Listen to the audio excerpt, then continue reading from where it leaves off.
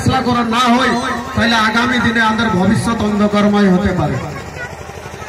এই প্রত্যেক বছর যেমন শুরু হয় বাউড়ি মকর থেকে যেমন শুরু হয়, আমরা শুনেছি যে প্রত্যেক বছরে 12 মাসে 13 পরব, কিন্তু আজ এই 2 বছর 2024 সালটা একটি এমন সাল যে এই বছরটা 13টা পরব না, এই বছর আছে 15টা পরব। আপনারাকে আমি জানাতে চাই যে এই বছরটা হচ্ছে 15টা পরব। 15টা পরব কি হচ্ছে, একটা আসবে লোকসভার পরব আর একটা আসবে আগামী নভেম্বর ডিসেম্বরে বিধানসভার পরব। আর সেই পরবে বড় বড় লোক আমরাকে ভালবার জন্য আচ্ছা আচ্ছা লোক বহুরূপে আমাদের কাছে আসবেন।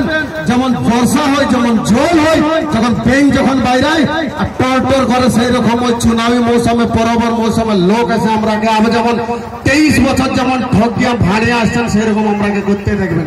তাই আমি সন্দেশ দিতে চাইবো, জানছি আপনারা ডিস্টার্ব হচ্ছেন, কিন্তু আমি কম সময়ের মধ্যে আমি সন্দেশ দিতে চাইবো যত আমাদের এখানে উপস্থিত আছেন মা দিদি কাকিরা।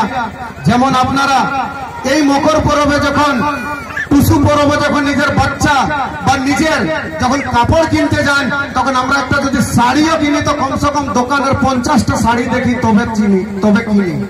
লাস্টে আর যেটা পছন্দ করি ওটাও আমার সঙ্গে যে যায় শুধু যে বাবুর বাবা দেখ না আরো ছেঁদা ছেঁদি আছে, তারপরে আমরা শাড়িটা কিনি। এটা তো শাড়ির গল্প হইল।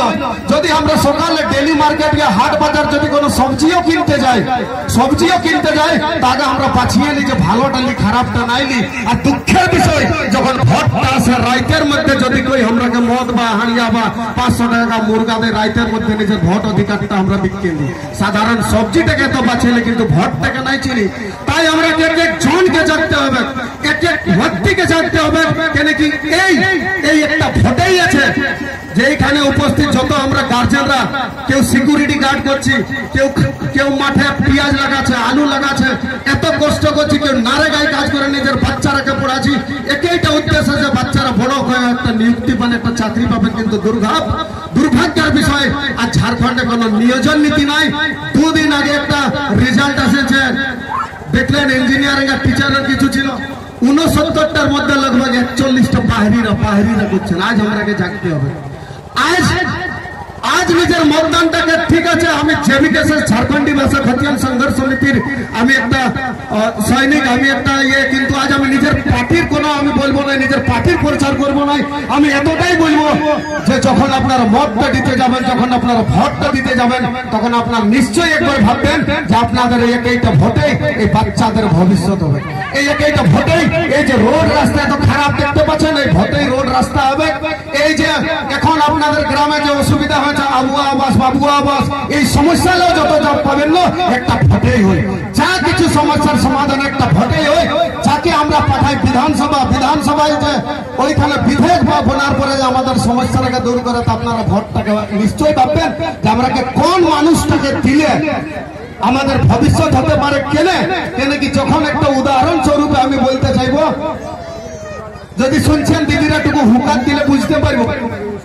আমরা যখন নিজের বেটির বিহা দিই, জামাইটাকে দেখে দিই না শ্বশুরটাকে দেখে দিই। বেটির হবে শ্বশুরটাকে দিয়ে না জামাইটাকে দেখে দিয়া হয়। তো রাই বলারা ধরে আছে, নিশ্চয় জামাইটাকে দেখেছে কাজ করছে নাই করছে।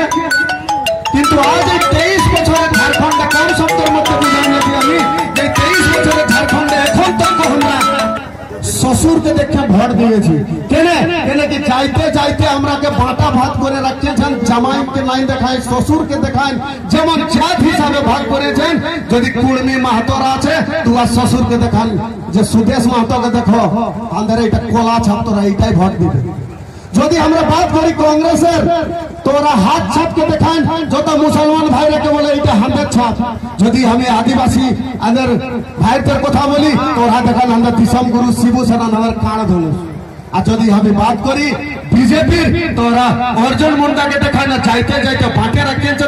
এইবারে যত মা দিদি কাকি ভাই বোন যতরা আছেন সবাইকে আমি একটাই কথা বলবো যে এইবারে জামাই দেখে বিটি দিবেন, মানে প্রত্যেকটি দেখে ভোট দিবেন, কোন চেহারা দেখে নাই। এই বলেই আমি আমার শব্দকে শেষ করছি। অনেক অনেক ধন্যবাদ। জোহার, জয় ঝাড়খণ্ড।